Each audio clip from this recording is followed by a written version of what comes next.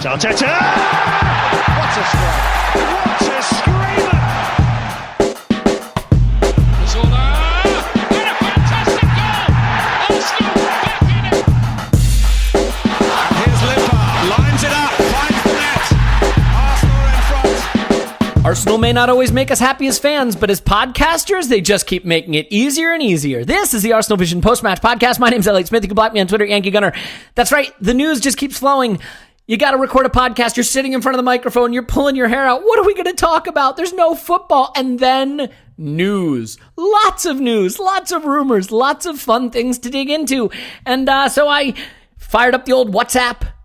And Tim's got babies. And Clive has been on the Arscast. And Paul's got a tough schedule. It's okay. It's okay because you know what? I don't need any of those fools. I don't need any of those posers because I'm thrilled to be joined by James Benge. You can find him on Twitter at James Benge. You can read all of James Benge's fantastic work at football.london. James, welcome to the pod. I'm delighted to have made the cut. Sounds like by default, but they are the two sweetest words in the English language. Yeah. Way down the Rolodex. But you know what? Rolodexes are all the rage with how we do all kinds of things at Arsenal these days. So to be in the Rolodex is good.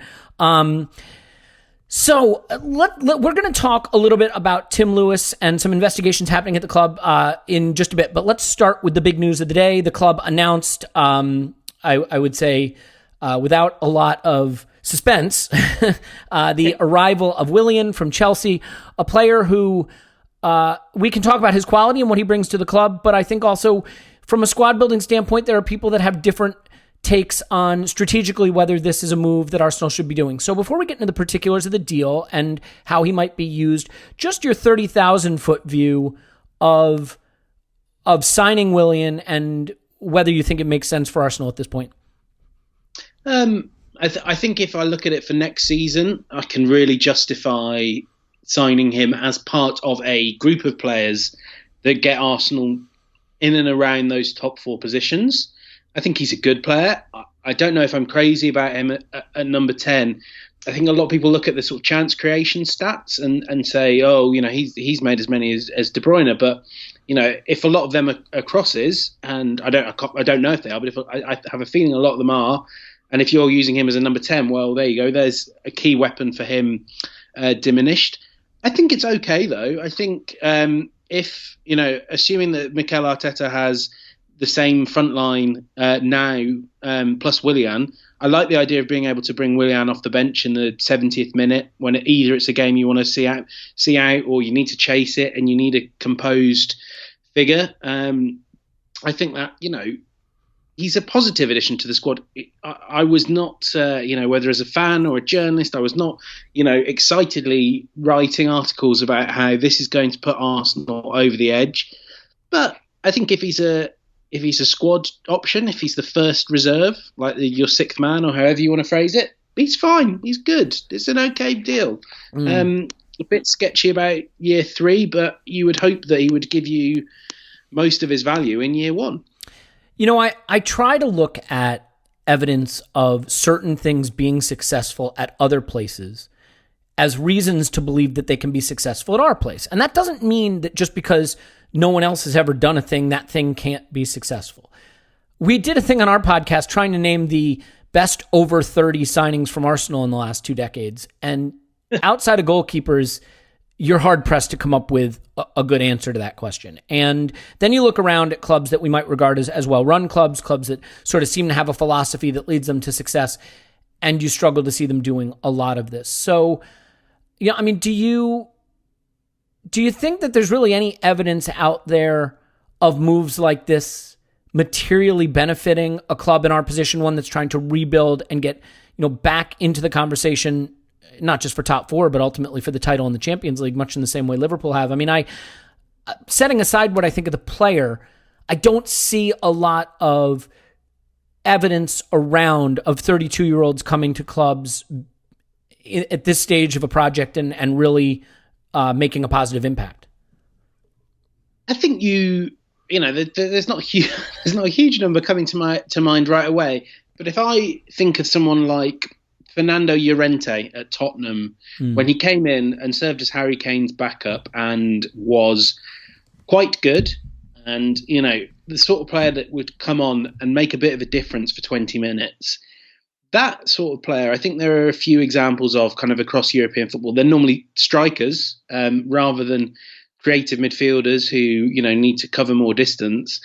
But there is the odd example. But I do agree with you that this is not a deal that you would normally expect a team like Arsenal to pursue. And, you know, is it because of the pandemic? I mean, Arteta was very clear that they've been looking at Willian for months, but how many months is months? Is that, you know, we saw what was happening to our budgets in April and thought, well, there goes Dominic Szoboszlai or, you know, some real quality young prospect. We better just love the way you said that name, by the way. We try to say names wrong on this podcast, but, you know, it's okay. No You're a idea. guest. Yeah.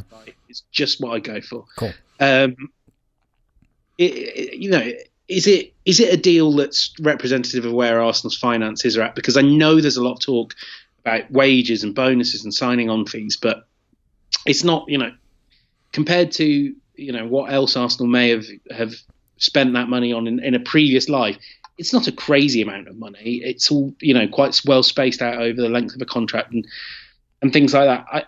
I don't know, and I think it'll be easier to assess it when we kind of have seen a few games and know what role Willian is playing. I don't see him being a key starter. I don't see Arteta playing a 4-2-3-1 week in, week out, and Willian being, you know, the creative fulcrum of this team. I don't think he's that good. But I like the idea of him coming off the bench, scoring a few free kicks, putting some good balls in the box. It'll be good. And I think off the left with that right foot, there's a few goals in him, but it's hard to get carried away, isn't it? I think, you know, you look at some of the previous business, the business that other clubs are doing as well, and you think, it's cast-offs, isn't it? It's a player that Chelsea wouldn't really have had featuring in their starting 11 very often. You know, they've gone and got Havertz and Ziyech, and Arsenal are kind of left with what they've got hanging around the back of the bins. Yeah, and Timo Werner and the list goes on and on. I think certainly the club that had him not wanting to go to 3 years is a bit of a worry. But setting that aside, there's a lot to unpack here, James, right? Because let's say it's $100,000 a week, a free transfer, no big bonus, no big signing on fee. You're talking about roughly £15 million over 3 years. You know, if you get a player that quality, that experience for $5 million in the first year, and then maybe MLS is looking at him and the wage isn't so bad, so he goes on a free transfer, but they eat the wage, or you get £1 million from some other league and eat a little bit of the wages, like £5-6 million for a season of Willian, while he can still contribute. Like, you know, look, you don't get a backup goalkeeper for that these days. So I guess at that level it would be valuable. If you are stuck with him for 3 full seasons, I think the idea that he's contributing into his, you know, 34-year-old, nearly 35-year-old season is not realistic. And I think the real scary thing is only with aging curves, sometimes it's a slow decline and sometimes it's a cliff. If Willian this coming season is as good as Willian was for Chelsea this past season, he's a good player. He put up good stats in ball progression, final third entries, penalty box entries, shot creation events, assists and goals, you know, and I know some of these are sort of silly advanced metrics, but they matter because if you look at where Arsenal were terrible, we were bad at getting the ball in the box, we were bad at shot creation, right? Bad at key passes, bad at all of those things. The only thing I think is sort of weird, we sometimes look at a player and just assume, oh, if he's getting slower and older, he'll be better at this other really skillful, important position. So like people are like, well, you know, as he gets older, maybe he'll just morph into a 10, and that's what we really need. And it's like the notion that a 10 now is just sort of a slower, more stationary, static player, those days are gone. You know, Kevin De Bruyne is the prototype, you know, of the new modern 10, and he's about as athletic and hard-running as they come. So what do you take from Mikel Arteta's suggestion that he can really help in attacking midfield, given that is really just pure speculation? That's not to say he can't, but it's certainly to say he hasn't done so previously. Yeah, I completely agree. I could see a lot of logic to looking at him. You know, when I was looking at his stats from playing wide on the left, he's actually a little bit better there than on the right, which kind of makes sense. You know, he's cutting onto his stronger foot. As a 10, I don't really buy it. I mean, I know you're going through those advanced metrics. One of the, you know, when you look at the number of chances created, it's very high. But when you then look at his, expected assists and things like that, they're not. I get the feeling that the chances Willian creates are not great chances. I haven't really been able to sit down and watch every single one of his chances over the last few seasons. But I also, there's just the fact that the one thing I don't think about with Willian is that he's someone with that incisive eye for a pass. And look, if Arsenal need an aging player with an incisive eye for a pass, let me tell you, they've got one. We're not he who shall not be named, James. Come on. Not talk about him. Never talk about him. But I'm intrigued by the idea of him playing as a 10 because I don't really see what the qualities are that he brings other than he does work quite hard. I often got the impression watching Chelsea that actually this is a guy that tracks his runners, does things that modern coaches like, but I don't see him as someone that sort of, if Arsenal are playing, if you went back to that Spurs game where Mourinho just said, oh, go on, break us down, see what you can do.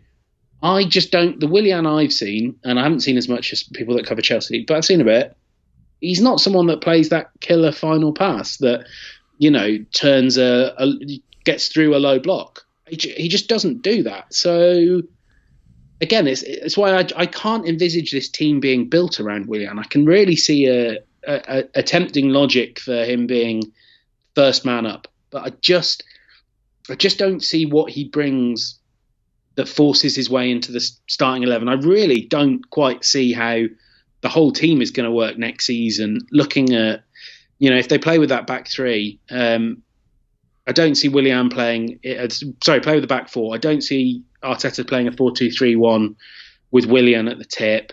I then don't see how you've got any midfielders that make the 4-3-3 function in a pleasant way on the eye. I think, it looks like it's going to be really stodgy if Willian is your chief creator. That's what I worry about more broadly. So sort of separate to Willian, who's going to come in and be a creative figure, both deep and, at the 10. Yeah, and I have to say, James, again, just going by Arteta's comments, I mean, there are rumors that Arteta wanted this player. I mean, it's always hard with a young manager, right? Because, if the execs are like, we can get this guy and we're going to go after him, we'd like you to say you're interested. And you kind of like the player and you know him and he's a seasoned pro in the Premier League and he's not the first name you'd pick. Maybe you just get behind it. It's always hard to know chicken or the egg. Did Arteta want him or did the executive say, we can get this guy and we think we should, and Arteta got on board? You don't know those sort of things. But the thing that I thought was interesting in Arteta's comments, aside from talking about him as an attacking midfielder, James, he says, winger was also an area we were targeting. And I guess I just sort of shrugged my shoulders at that a little bit because, look, this is a squad with a lot of holes and a lot of needs. Attacking midfielder, a big one, probably some kind of central midfield upgrade on the double pivot we have there, especially if Ceballos goes. I mean, I don't think you can run out Xhaka and Torreira next season, so you got to have someone. And I know Partey's name has been thrown out there. I don't know if that would happen. Central defender, we might be after. Maybe even a striker if Lacazette goes. There are a lot of things I would say we need before winger, where we have been using Aubameyang there. We have £72 million invested in Pepe. We have a guy like Saka who we just re-signed. Martinelli is, still 2021, but a player you don't want to totally freeze out. I don't know what Nelson's future is. I don't think he really flashed big, but I wouldn't have considered winger to be an area you'd prioritize. Now, to be fair, £100,000 a week on a free transfer wouldn't necessarily be a bad way to bolster that department. But do you regard that department as one that needed investment vis-a-vis the rest of the squad? Other than goalkeeper, assuming the two stay, I'd have put it right at the bottom. Yeah, exactly. Yeah. It's not just that. It's not just that you've got numbers, but you kind of have young numbers that you really need to work hard to make game time for. And wherever, I don't know where Willian lines up, but it's hard to shake the sense that wherever it is, every minute he takes will be a minute away from someone that Arsenal need to kind of make a really informed decision on.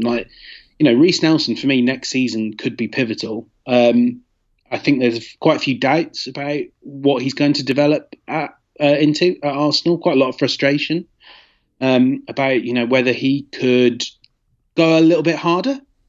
It's a delicate way of putting it, whether he could be a bit more decisive. And then obviously at the 10, you've got Emile Smith-Rowe coming back, and I don't think you can, hand the keys over to him when when Arsenal play a 4-2-3-1. But equally, I don't think you can hand them over to Willian. It's yeah. I mean, what I have again is that thing of that everything sort of has to be short-term focused because you've just got to get back into the Champions League. But can I just interject there? Do you mind? Yeah. This sort of an on-brand thing we do here. Yes, I agree. We need to get back to the Champions League.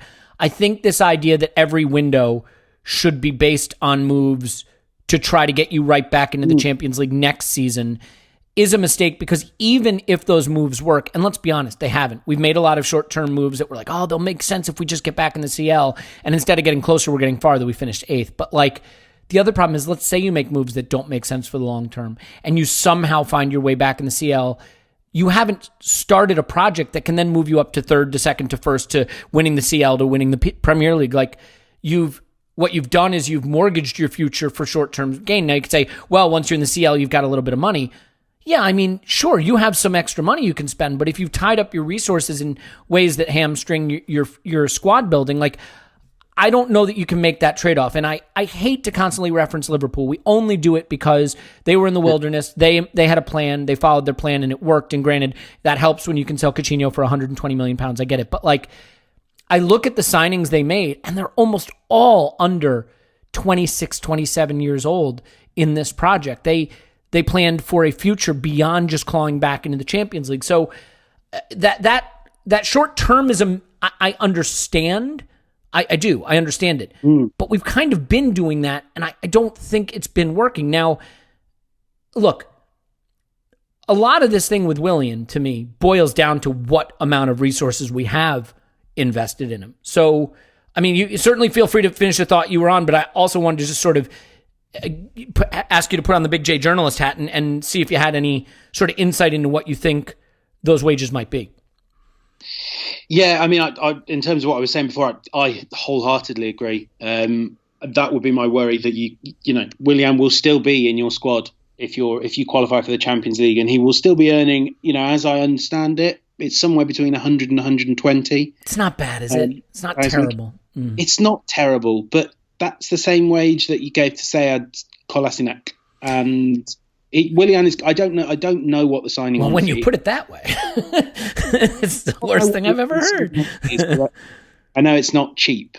I know he will have earned a significant signing on fee, and you can chuck them on top of that bonuses that will be linked to Champions League qualification. I don't know about any others, but certainly in relation to Champions League qualification, I'm sure anything beyond that would be a bit ambitious if you were Arsenal. But I mean, I know there's been a lot of debate about this story in the Daily Mail, and it all comes down to how do you calculate across the length of the contract? Do you kind of want to know actually how much am I paying week in, week out? And I think as long as you're consistent, kind of any metric is fine. But Willian will be well paid for his services. A generous signing on fee is what I've heard, and I don't want to put a number on it, but that's all coming out of what little transfer budget there is, and there's still a bit of money left, as I understand it. But if you look at the players that Arsenal are targeting, they've got to sell, and they've got to sell for really good money, and they've got to sell players that maybe aren't that good for good money. Basically, if you want Partey and Ceballos on loan, you got to sell Guendouzi and Torreira for, I would say, about really about Partey's release clause and a bit more. You're probably going to have to sell players you don't want to. We've seen that with Ainsley Maitland-Niles, that if a good offer comes in, they'll take it, even though they'd rather not, just because he's a valuable asset. I think you will see, this is me speculating, I think you'll see the same with Rob Holding. We can debate at length whether Holding will come good. But, in the end now, it's probably best to just try and realise the value of that asset. I was talking with Andrew at Arsblog about this. You can't have players like Holding, or in the past, Welbeck, Wilshere, Ramsey, just sat on your books, earning you nothing. Not quite, certainly in the case of like a Welbeck or a Holding, not quite pushing you on to any great level. And Eddie's kind of indicated this, that Arsenal need to be quite aggressive in selling. The problem they have is that they've got players, again, that were, going back to this short-term view. Let's get Socrates in. he will be good for a year, so we'll give him 2.5, 3-year contract, and you get to the final year of that contract. And obviously these are unique circumstances, and before the pandemic he was saying to us, if Arteta doesn't want me around, I'll go. But now he's very clearly saying, well, I know Arteta doesn't really want to play me very often, but I'm going to stay because it's in my interest to be a free agent in 2021, not entering the transfer market in 2020. So I mean, and that brings it back to what you were saying earlier, that these every short term deal you make, it's got a long term payoff. And I can just see in 2 years' time us talking about, well, there's not really a market for Willian, and it'd be like Mkhitaryan, where Arsenal are basically going to have to eat the wages and accept nothing, just see what they can do to get him off the books. Well, and this is the point also, James. People say, oh, well, like Cedric is a deal I didn't love. And people say, well, what big, it's $70,000 a week. It's, in that range. It's not a big deal. It strengthens us as backup fullback. Well, we now may be selling Maitland-Niles. And I'm not saying we're selling him because we signed Cedric, but you look at a deal like Cedric's and you say, if you hadn't expended the resources in that way and made the path to playing time more complex, maybe you don't have to sell a Maitland-Niles. But now you have to balance the books at some level. Maitland-Niles brings in money, and we're well covered at the fullback position, which is one of the positions he can contribute. And so you're stuck having to sell him. Every decision you make of a player to bring in, at some level, winds up leading to a player going out, probably. And in this case, I don't think many Arsenal fans today would rather have Cedric than Maitland-Niles. But that's the sort of Faustian bargain we've made. Last thing on the Willian deal, before I just ask you a couple tricky questions and we'll let you go. With respect to how Willian's used, one thing people have brought up to me is, well, look, he can play on the left and Aubameyang can finally play through the middle, which is what you've wanted. Well, first of all, we haven't signed Aubameyang yet, but hopefully that is imminent. I've kind of come around to the idea that we have to do that deal, although if I had a 7-hour podcast, I could talk about why I think it's more complicated than that. But the thing is, I have seen no evidence that Arteta wants to use Aubameyang through the middle. Yes. And he has talked at length about why he likes him cutting in from the outside and the way he can run off the outside shoulder of a center back between the fullback and the center back rather than, jostling between two big center backs and having to make those, I think, what can be harder runs. And he's obviously been devastating in terms of his goal return there. He works so hard up and down the wing, although as he gets older, I'd rather he not had to do that. But look, he was playing in Nketiah instead of using Aubameyang central. So the idea that Willian's going to come in and play left and the plan is to move Aubameyang central is based on a sort of speculation that isn't borne out at least by past evidence. Do you think he could be looking to do that, or do you sort of agree with me that there's no evidence that he has an interest in doing it? I completely agree with you. It doesn't mean that he won't, because Arteta has made reference to Jamie Vardy and how successful he's been, and I think we can agree that. Well, you have to when you're about to give huge wages to a guy who's 31 years old. Exactly. That's why you have to talk about Jamie Vardy. You need to come up with a justification. Right. Yeah. It wouldn't shock me if Aubameyang started, the season as the central striker, and potentially, if you almost view Willian as a replacement for Lacazette and Aubameyang moves in field, you get another young striker to compete with Nketiah. Okay, there's an interesting idea there, but again, we're in the realms of speculation, and certainly, early next season, what evidence we have is that Aubameyang is a more effective force playing wide on the left. It just, I don't understand why people are so wedded to the idea that he must play as a central striker. I don't know if it's because, when they play FIFA or some things like that, it's the devastating pace through the middle. It doesn't quite work like that. And you see so many ways in which Aubameyang playing wide on the left is really effective for the way Arsenal are playing. And, we see those passes from David Luiz and Xhaka and Ceballos in the gap between the defense's right fullback and right back and their right-sided central defender, and that Aubameyang can pick them off really easily. Now, maybe as he gets older, he does have to play more centrally, but as Aubameyang gets older, Willian will also get older and be kind of less used to you in any position anyway. I guess the advantage is it just gives you options.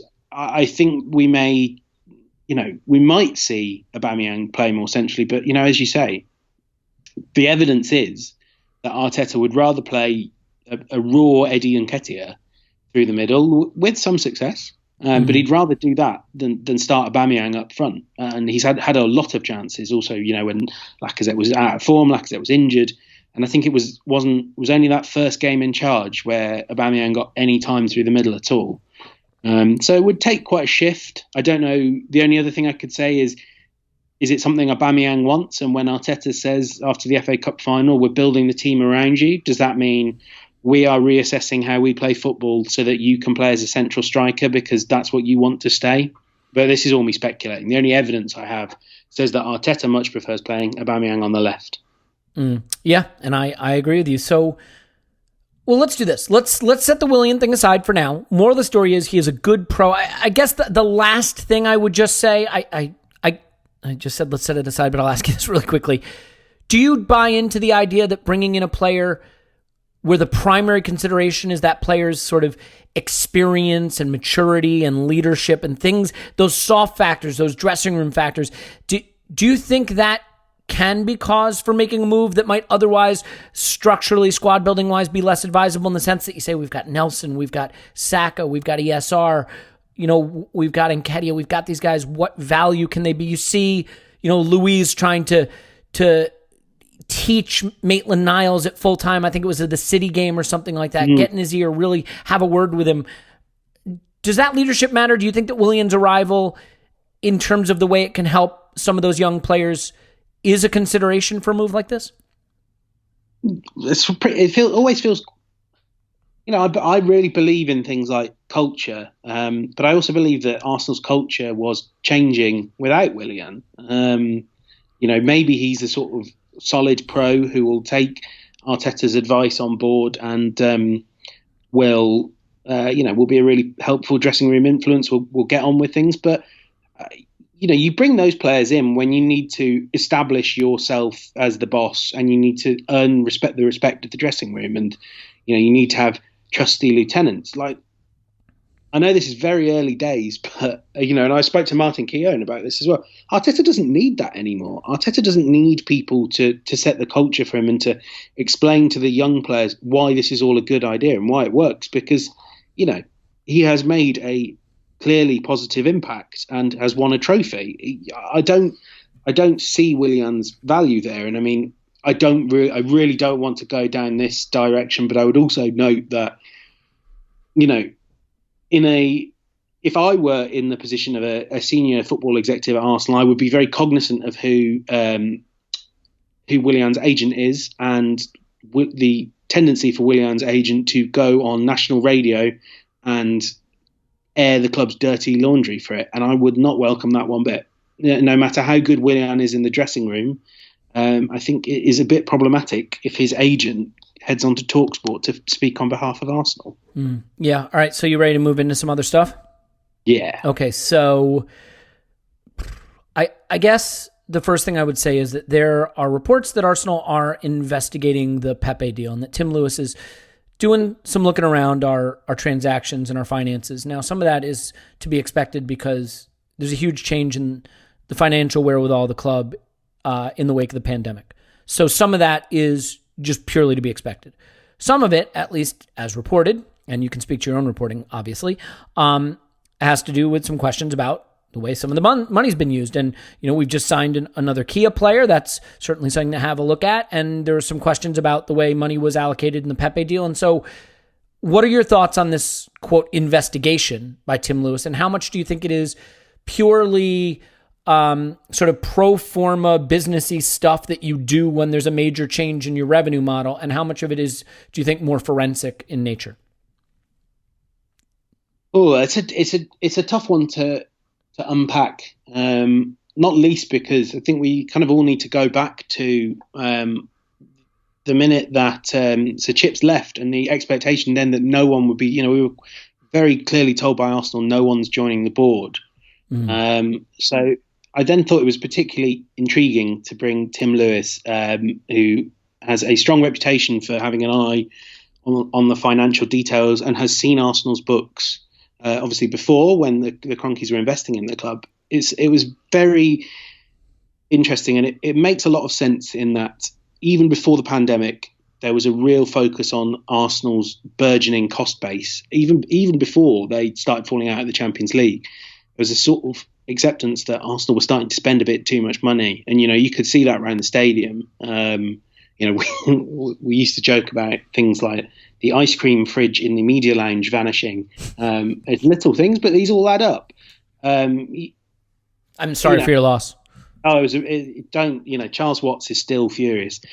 But, Tim Lewis has been brought in, as I understand it, to keep an eye on things on KSE's behalf and to have a laser focus on the financials and where money's going. Now, if that is his job, there's no way he cannot look at the Nicola Pepe deal, because it's not just the money that has already gone out. It's the fact that there is more to go out. Now, you can't unpay that, but it needs explaining, and I would believe that Lewis is there to do that. It is natural to use this opportunity to audit a club, and that auditing needs to happen to justify the 55 redundancies you've made. You need to kind of really understand your books when it comes into going into conversations with people that you're going to have to let go. So it makes a lot of sense to me that Pepe is one of the things that is said to have come under the microscope, and I don't think it will be the last, because Arsenal have a remarkably high cost base. They have a sizable staff contingent. I think it's double Manchester City's, and that kind of means difficult questions have got to be asked, and Tim Lewis is very much the Kroenke's man to do that for them. Look, I mean, Arsenal's a unique situation in a way, because KSE hires people to run the club, and KSE operate from a greater remove than a lot of other owners, I think it's fair to say. And so someone like Raul can come in and operate, I don't want to say totally unchecked, but I don't get the sense that there's been a ton of oversight, that KSE has put it under the microscope. Now, the changing economic realities may mean that a closer look is being taken, which is understandable. I want to ask you something, not as a journalist, just, as someone who observes and is interested in Arsenal. Do you have the same concerns about the Kia Drabshian relationship, the closeness of it, the deals that are done? And I don't mean in terms of them being untoward. Something doesn't have to be untoward to still be bad practice, right? So I mean, do you feel that the way this business has been conducted and the closeness with certain agents, Canales and obviously Kia particularly, do you think that is a concern, not in terms of ethically, but just in terms of footballistically for Arsenal and in terms of how the club builds a new squad? Yeah, I think that yes, it absolutely is questionable, because if you are to have these close relationships with agents, you have to be kind of getting something out of it. And at the moment, it seems like, as relationships go, Kia Drabshian is gaining a lot more out of this process than Arsenal are. What they've got is, as you say, Cedric at the cost of Maitland-Niles, David Luiz, who we can debate at length, and Willian. They're getting old players that aren't really huge upside. And I have no problem with Sangye having good relationships with agents. It helps, but it's questionable that if an agent feels sufficiently confident in their relationship with Arsenal that they can go and chastise Sven Mislintat and lambast his many cock-ups, apparently, that he can talk about what it was pretty clear he was talking about a review of the scouting department before it had been publicly announced. Well, it hasn't been publicly announced. Before it was confirmed, when he spoke about Arsenal needing to get their house in order, that is problematic. It is not something that he should be aware of. Agents are supposed to operate with a degree of distance that just can't mesh well with him being in the director's box. I don't have any reason to doubt that everything is anything other than above board. It just doesn't seem smart. That's the main thing. Is why would you allow an agent to do your recruitment when you're Arsenal and you don't need to? I remember speaking to another agent, lower profile agent, about Wolves and why it does make sense for them, because the mid-tier players on Jorge Mendes's roster are players that Wolves could never get otherwise. Well, Arsenal don't really need favourable relationships with agents to get decent players, Yeah, and I mean, I would further argue that the idea that the Jorge Mendes relationship at Wolves is definitely positive is something that we will see over time, because these things can whipsaw. You can get some good deals early on for Mendes to make himself look good, and for Mendes to make his involvement look good, and for Wolves to move up the table, and you may wind up getting a lot of garbage that's 31 years old later and be in a relegation battle after he's sort of felt that he justified his position. I think the presumption that the Mendes relationship at Wolves is definitively good is premature. But I take your point also that, look, all it takes is getting one player of a caliber you couldn't get otherwise at a club the size of Wolves to take you from battling in 16th, 17th to being solidly mid-table. Now they're beyond that even, and I think they have a really nicely balanced squad. I think the interesting thing is when you want to be upper mid-table, balance works. When you want to be top four, Champions League, it's not about balance. You need some stars to carry you there, and getting stars is a little trickier. So that's off the beaten path a little bit. Let's finish up though, because I don't want to let you go without letting you step into some toxic waste. So let's get to the most radioactive topic, and that's Mesut Ozil. Just super quickly, The Athletic, a fine journalistic website. Certainly a rival of yours, and one that you do not have to comment on directly, but they did publish an interview with Mesut Ozil. Now look, the interview wasn't a neutral debate of the issues. It was Mesut Ozil giving an interview. He spoke on a wide range of topics. I think he spoke well about some global social justice issues that we're not going to touch on here, not because they're not important, but just for the sake of time and staying on the topic related to Arsenal. My single biggest question is simply this. Mesut Ozil seems to believe that he was frozen out because of his objection to the wage cut. And his objections to the wage cut seem to be, and again, this is all taking him at his word, seem to be that he didn't have assurances about how the money would be used, about why it was needed, as we see other clubs actually didn't do wage cuts or did deferments instead of cuts, whatever the case may be. And that he feels that his objection to that led to him directly being frozen out. Do you have any insight, or even if you don't have insight, intuition about whether that is accurate, and a feeling about whether that is appropriate behavior by the club?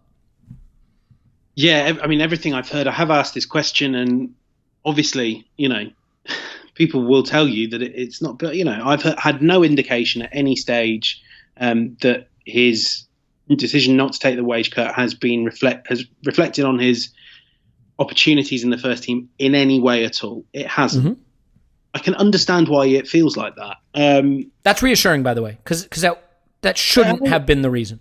Yeah, and ultimately, Mikel Arteta is sufficiently trusted with selection decision that he wouldn't make this decision under pressure from Sagnier. They trust him to do the right thing by the club. Now, I can't speak to whether Mikel Arteta in his own head had thoughts that he has not, vocalized to anyone else, because I haven't spoken to Mikel Arteta about this, outside of a formal press conference and things like that.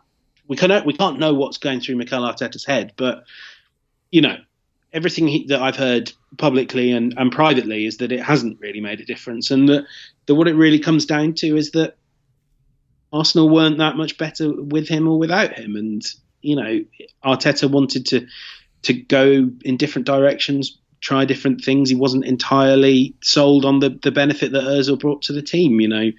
If you go and look at the numbers, Arsenal as an attacking force are pretty much the same with or without Ozil, and you make a degree of defensive compromises to get him in the team, and that's pretty much what it came down to. And he said pure footballing reasons, and I think we always like to assume that there's something hidden away with these things, but there isn't.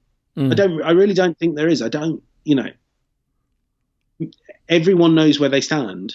Mesut Ozil knows that he is a fringe player, and that his presence often creates more drama on and off the pitch than is ideal. he knows that the club would be quite happy for him to move on. And let's be honest now, the club know that he's not really going anywhere. I know there's been some talk about paying off his wages. I don't know how real that talk is. I think maybe in a normal summer, I think it would have made a lot of sense. I just don't. I guess I would say this, James. If he's not even going to make the bench for any game the entirety of next season, you're already paying off his wages. So at that point, just do it. And you know what I mean? Like if he is functionally not in a match day squad, you're already paying off his wages. That's certainly true. I hadn't thought of it like that. And I think the trade-off is just, is Ozil in his head now just thinking, well, I can wait you out. I mean, we know that Ozil has previously just outlasted Unai Emery's self-control and his ability to stick by his principles. I would suggest that's not happening with Arteta. I don't think, exactly. I do not think that Mikel Arteta is for turning on this. I don't really see him as being someone that's in Arsenal's plans. But to be honest, I'm tired of it all. I appreciate that Mesut Ozil wanted to get his point across in an interview, and I thought it was a very illuminating interview. But what more is there to say about this? He's not functioning at the level that his salary demands he should, and he's not functioning as Arsenal would want a number 10 to function. No. In pure footballing terms. So it kind of comes down to then, well, let's head into next season and say, it's the EFL Cup and you're rotating, and Arteta's decided he wants to play a 4-2-3-1. Why on earth would he ever consider Mesut Ozil for that? Because the two parties are breaking apart. Yeah, no, you got to pick Emil Smith-Rowe there, right? Because the upside of picking a guy like Smith-Rowe is far beyond the guy whose career is at an end, in terms of Arsenal.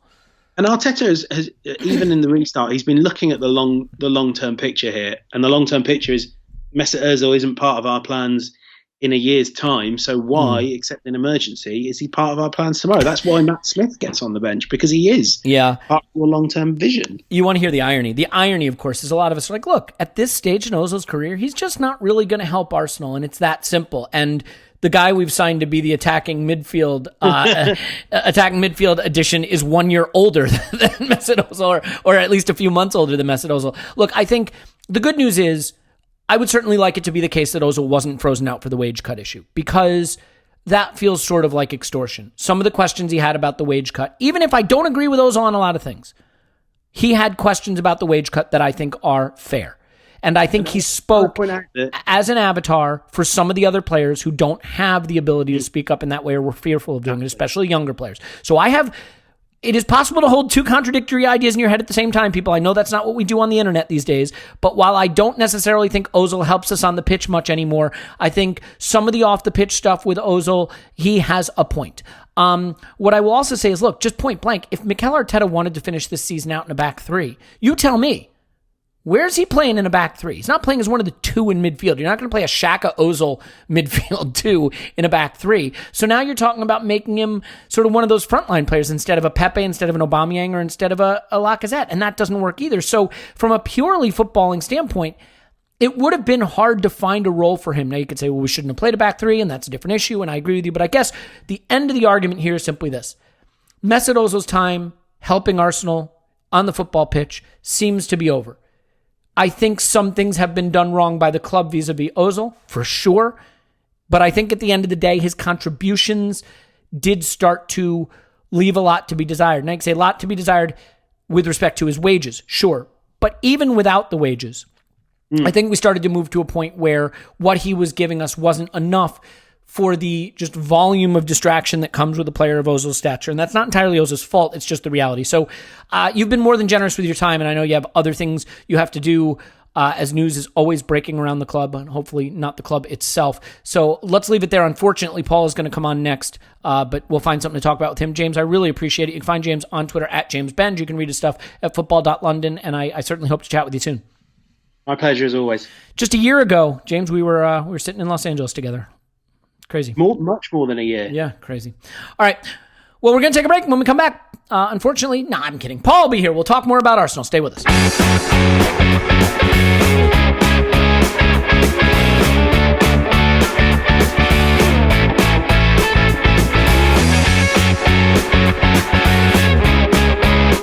we're back, and now Paul is here, and we can dive into the Willian stuff a little bit more and maybe just touch on the inner workings and machinations of the club. So Paul's on Twitter, Pause My Pants. Hello, Pause. Woohoo. Woohoo indeed. Okay, real quick, your just sort of 30,000-foot reactions to Willian arriving in Arsenal. So he looks good in the shirt, I must say. Yep, no disagreement there. Yeah, he's a good-looking lad. I guess I should have known that already, but it's just a little shock to the system. Yeah, I like it. Now, I don't like it when we've spent 20 minutes talking about squad building, and then you bring up a name and you say, does this guy fit our squad bit? But I do like him, and I'm busy rationalizing the deal for us. Of course, look, you have to get behind it now. So can I just say something, Paul, real quick? Yeah. We're Arsenal fans. So at this point, I'm going to try to really like Willian. I'm going to try to really enjoy Willian. I'm going to talk myself into the idea that he's going to be great. So I don't want to put you in a position of having to bring everybody down. I think we can analyze whether it's a good move while admitting now it's time to get behind it because he's an Arsenal player. Yeah. Now, there's lots of financial things in the background, signing bonuses, blah, blah, blah, that we don't know. But if he's in the 100 to 120K mark, and we got him for 3 years, if you told me we got him for 2 years, if I asked you, Willian for 2 years without too many add-ons for like 100 to 120K, what do you think? Yeah, I mean, I was talking about this earlier. At that point, you're talking about maybe 11 million pounds over 2 years. If there are no other, if there isn't like a 20 million bonus payment to some or something like that. So a Luis deal. Yeah. I mean, it's, and a lot of that is really, I think, critically dependent upon whether you think he will fill a role in the squad that we needed, and whether you think his age-related decline will be a slow burn or a cliff. Now, nobody knows that. Time will tell. Obviously, if he is next season what he was this season, that's a good player who can help us. Yeah. So, I wouldn't have, I would have much preferred to see a Sven Mislintat style signing. Now, you can go back to who we signed under Sven Mislintat. Thank God he's not here anymore. In reality, but I prefer the Sven concept, but as a signing, 2 years Willian, I think he's. I've always liked him as a player. I haven't watched a huge amount of him, but every time I watch him in a game, I think, yeah, he's really good. I like him. He's solid. He generally performs. I've always liked the way he carries himself within the team. So I think he's. And when you look at experience, where we have a lot of youth in our team is up front. So you want them to get minutes, but also Arteta, when things get serious, is going to want to lean into some experience. So you could see why. I don't quite know how he's going to work with Pepe, because I know I've seen a lot of people reporting that he's really a left winger who plays on the right sometimes. Almost every time I watch, he's on the right and looks good and stays wide. And that's where Pepe plays. And I want to see a lot more of Pepe, not a lot less next year. So I don't really understand that. There was kind of some people have mooted the idea that he would like to play more centrally, more as a kind of attacking midfielder, which could be really interesting. But again, that's massive projection. We have no idea if that's how Arteta sees him at all. And from the left, I mean, I don't know. That's Aubameyang's spot. Maybe Aubameyang moves centrally. Do you think he would? I mean, I haven't seen any evidence to suggest that people want to wish it into existence, but I don't see evidence for it. Yeah, everything. Arteta never talks about how it feels like a compromise to him. Maybe to Aubameyang, he implies might be playing somewhere he doesn't think is his favorite spot. But if we got further up this pitch and were more creative, I don't think Aubameyang would have any grumbles. I mean, we've seen in the FA Cup final that he can get centrally and do real damage if you give him the opportunities and if you can create. That's not necessarily the template of how we want to play next year, but give him lots of chances. You can get him centrally. Now, I don't see how we've addressed the creativity standpoint, but it would be fair to say that Willian is much more of a creator than a goal scorer, probably because when he plays wide, that keeps him wide, and so he'll get into the box and create crosses, which could be very nice for Aubameyang swooping in from the left into where the penalty spot is or into the 6-yard box. So you could see a real combination between those two players. But I'm still scratching my head about how you get him, Aubameyang, and Pepe on the pitch at the same time without somebody playing seriously out of position, at least as I see them. Yeah, I guess then, I mean, in terms of the way this deal is done, I don't want to. I mean, I talked with James about Willian quite a bit. I do want to ask you one more question about Willian, but then sort of get into the structure of the deal and sort of where we're going and what we're doing with this. So, Mikel Arteta's comments, he talked about wanting to prioritize winger and also that he could play as an attacking midfielder. I mentioned that I found it odd that he was prioritizing winger because I don't see that as one of the higher priorities in the squad. I mean, how do you react to Arteta's comments? Is it sort of wish casting to say, yeah, sure, he can play attacking midfield when that's not something he has done, and it is definitely an old dog, new trick situation? And how do you feel about winger being a priority when, at least at first glance, to me, that would not have been something I would have identified? If it were a left winger, and I mean, he has played there. But again, in order for left wing to be a priority, you have to believe Obo won't be playing there. And Saka and Martinelli, I realize Martinelli's out till sometime in January probably, but they exist. Okay, but aren't we creating a trap for ourselves between the two of us? Like, say we get an extra forward, an extra winger on one side or the other. We have two experienced, if we want to call them wingers then. We have Aubameyang and Pepe at the moment. So we're kind of between the two of us, locking ourselves out of getting an experienced winger, which might be your point, which is this isn't where we needed to spend. Well, vis-a-vis the other squad deficiencies, right, Paul? I mean, if we were a 9 out of 10 squad, I might say another experienced winger helps. But you know what I mean? When you look at where the need, it's always in context, right? I'm not saying you can't use another experienced winger. I'm saying it wouldn't have been high on my list. No, and this is clearly given the deal and the age of the player, a player we're planning to play a lot next. This guy's mostly a starter, or you don't bother. You don't really bring him in to make everybody feel good and to work, as a second coach and to kind of add some atmosphere to the dressing room. So this guy's going to start most games next year. Where is he going to start? So I don't know. And the attacking midfielder thing sounds like one of those things every manager we've ever had, which is basically Wenger, because we're going to ignore the other guy, always says things like, bad man. He can play this, but he could also do that. It doesn't necessarily mean that's how we end up seeing the player getting used at all. So, we won't get into wish. I'd love to see that as an experiment, but it'd be an experiment. So, I don't know. I don't get it.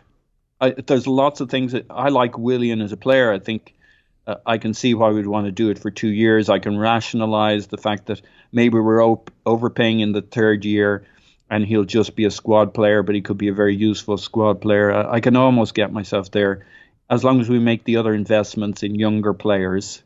I've heard it said we don't have a lot of...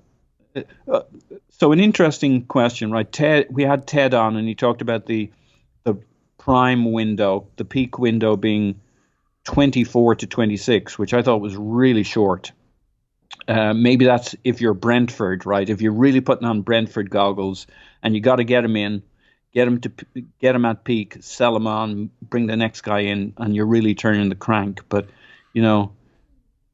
maybe it's 23 to 28-ish. We've plenty of players in that section there. They're just not the players whose names we're going to get excited about. They're players we might want to move on, or who might be staying, but they don't excite us too much. You got Xhaka, who obviously lots of different opinions on that. He's probably staying and will probably be central. But you got your, Holding, Chambers, Kolasinac. You got a whole bunch of players who are right in that zone, but they're probably the players we want to or will look to move on. And that's kind of the area where we're hollowed out in turn. We got lots of exciting young players, but Arteta won't want to lean on them yet for another season or two for all the minutes, and they tend to be more attacking players. So I can see the experience thing. I just don't know if we needed two very expensive, have to play and have to start next season wingers. So I don't know. I don't get it. So let's get into the deep water now. Oh yeah. What's your level of concern? Look, it can be true that Willian helps us. It can be true that the Willian deal works out. It can be true that Willian's age doesn't become a problem, that he doesn't hit a cliff, that he fills a role that we wind up needing. Those things can be true.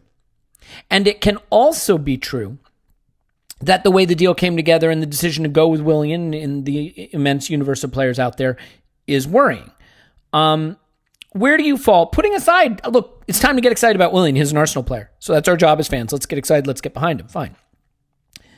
What's your level of concern about doing this deal, another deal with an agent? I think we now have what three deals we've done with him. Is that right? I think the coziness of it, this sort of helping an older player find a home on a longer deal than his home club or other clubs were willing to give. Again, even if it works out, process versus outcome, how worried are you about the process and the sort of ramifications of doing deals like this? Again, you can say this every time with everything you say on the Willian deal. On its own, I'm fine with it, right? But as part of a pattern, it's just one more. It's. So I went back to the Sven Mislintat interview, which I think, given Jarabjan's pointed remarks at Sven Mislintat, there's kind of you'd almost say, ooh, they're having a go at each other. So, like the quote I homed in on from Sven Mislintat was, what date was this? This was Friday, 19th July 2019. So it's going back a bit. It had actually been agreed that I would become technical director. Okay. Then he goes with, basically things changed. We had different approaches, he added. Previously, we had a strong systematic approach to transfers, a mixture of watching things live as well as quality data and video analysis. Arsenal actually owns their own data company. All good so far. I think we're all like rubbing our hands. That sounds good. That meant we acted independently. We knew about all markets and players in all positions that came into question. However, the new leadership work more strongly with what they are offered from clubs or agents through their own networks. Now, that didn't miss our attention back then, but it's funny with every window, with every few months that go past, how just everything was in that one sentence. Yeah. Well, I mean, I thought the interesting thing with Sven, and I didn't read Sven's entire reaction. It doesn't sound like he reacted much, Paul, but his whole thing about, like, I don't have to say shit. Anyone who knows how football clubs are run can look at what's happening over there and know what the deal is. Like, is that kind of a kill shot? It is, but the beauty of the Jarabjan coming back at him, it's almost like that Jarabjan took that personally, and he should, right? As he should. And look, he's not. Yeah. I do want to say one point. I don't know this is true, but it's been told to me, and I believe it's true because it's been told to me by quite a lot of people who don't have a reason to lie about it. That Kia has been an Arsenal fan long term, that he is an Arsenal fan. Who cares? So, the only reason I care is because what I would say is that, like, for an agent who does business with a club to just pop off on TalkSport about it isn't super awesome. But, like, if you're an actual fan too, I could see how it might be hard to, like, not put your fan hat on and want to have a go. You know what I mean? Like, look, I'm talking into a mic about Arsenal right now. Like, it's fun as a fan to get your word out there. So, like, I think there's such different things. We see it with players who were fans of clubs when they were kids, or then they get fucking signed by Man United. They'll have your fucking guts for garters. He could give a shit about Arsenal, honestly. That's a different side of the brain, the fan brain, and I want to be a superstar agent. He'd fucking sell his grandmother's liver to become the top agent on the planet. He doesn't give a shit. And I'm normally the one who would have all sorts of time for people's sensitivities and their leanings and shit. But he's a young man at a stage in his career wearing shiny suits, running with the big boys. He could give a fuck what team he supports. The team he supports right now is Raul Sanllehi, because Raul Sanllehi is the guy who's given him the ticket to the ball game. So I just don't think it's a factor. It's a nice thing when they all align. He could give a shit. He'd be if he could line up the Man United relationship with their budget, he would forget in an instant that he was ever an Arsenal fan. He doesn't care. I wouldn't care. I mean, here I am with all this passion for the club, but if suddenly my career at the age of 30 something or whatever he is was dependent on my agent to super agent status, I mean, fuck that shit. It does not impact you. Yeah, no, I just go ahead, sorry. Yeah. No, I agree with that. I do agree. I guess what I'm saying is that, like, if I were an agent and I was bringing players like Manchester United, I mean, obviously I'd try to bring them the worst players at the worst prices. But, I wouldn't be invested in it emotionally. But if I became an agent tomorrow and was trying to bring a player to Arsenal, like, I would be invested. I think it would be hard for me to not be invested. Now, at some point, you have to be a professional. I get that. But I do wonder, if that's why the criticism roils him a little more, because in his mind, he might think, I love this club, and Sven, you're a hobo interlocutor, someone who... I think it's much more driven by the fact that him and Raul and maybe Edu are very well, and it has to be Edu. I mean, they've worked together in the past and at Corinthians and all that good stuff. They're their own little clique. They get together and they fucking hate Sven. Yeah. Look, by the way, he said shit and he called them out and he put the pressure on them, and so the word's out there. That's what drives this. It's not his Arsenal fandom. The reason he's in TalkSport, it's the old the propaganda PR war. Get some licks in on Sven. The wonderful thing is Sven's going to come back at them. So the shit's going to start coming out. That's the wonderful side of it. Sven's already shown a desire to settle the score. So he hasn't said anything for some time now. We'll be hearing a missive from Sven from his side very soon. But the good thing is it gets it out in the public sphere. The chap on the board, Tim Lewis, is there protecting the Cronkies' interests.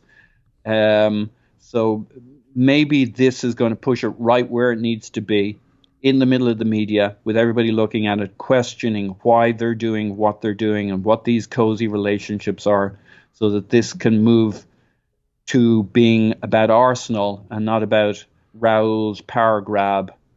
Remember that movie? Is it Far Away or something? The Tom Cruise one where he's supposed to be Irish. Yeah. And they're on the horses and he's riding the horse and he has to stake the flag in the middle of the ground to claim their field. You remember that? Nicole Kidman. Yeah. Yeah, that's when they were still in love. Well, they were never in love, my friend. Yeah. She was his beard. This is all a land grab. Yeah. No, I didn't say that. The land grab. They're trying to hang on to what they got. By the way, I got to stop match out in the media real quick, because I'm gonna get pulled up on this. Obviously, I didn't mean interlocutor. I meant interloper. So you know what? Like, we all slip up sometimes. It's a hot mic. Interloper is what I meant. Sven was an interloper. Anyway, look, I want to leave it there, but with one last quick point. Tim Lewis doing an internal investigation into the Pepe deal and some other transactions. Look, the revenue model has changed dramatically at Arsenal in the wake of the pandemic. So Tim Lewis reviewing every ounce of how our money is spent, every pound, every farthing, every what are some other things they have over there? Guinea. Every guinea. It makes sense. But also, given some of the narrative around these deals and the questions about how they came about, it could have some people at Highbury House sweating. Do you see this as just sort of a matter of pragmatism from a club that's revenue model has changed, or should they be sweating in their very expensive suits? I'd like to think it's the latter. I mean, so would I. Let's get salacious. I mean, they did just do this thing of getting rid of all our scouting network, apart from, interestingly, South America, where maybe Edu actually wants to keep scouting alive. Now, I know they need scouts in South America because maybe the video coverage isn't as good, blah, blah, blah. But it is interesting that's the network he kept in place. But here we are. If Tim Lewis came in, put the clamp on everything and said, all right, stop everything you're doing, I'm reviewing it. It's still interesting that Raul kind of got his way with that agent thing. So I don't know whether it means Raul's been told to shut up and sit in the corner for a while, or they're just kind of tightening things up, but Raul's still pushing forward, running the show, and things are good for him. But there's a whole lot to talk around this. I think it could go either way, but I do wonder if Jarabchian making his comments right now in the market is a response to protecting his reputation, given that there could be a spank down coming from internally within Arsenal to say that's enough of this shit for a while and making him not look quite as good. You want to leave it there? Yeah. Pause on Twitter. Pause in my pants. Thanks, pause. Woohoo! My name's Elliot Smith. You can block me on Twitter, Yankee Gunner. We'll have a pod for you in about, I guess, like an hour and a half when the next thing comes out. So we'll talk to you then. Yeah, stay safe out there. The news is flying. Keep your heads down. Stay safe. We love you. We'll talk to you after Arsenal 10 transfer window news.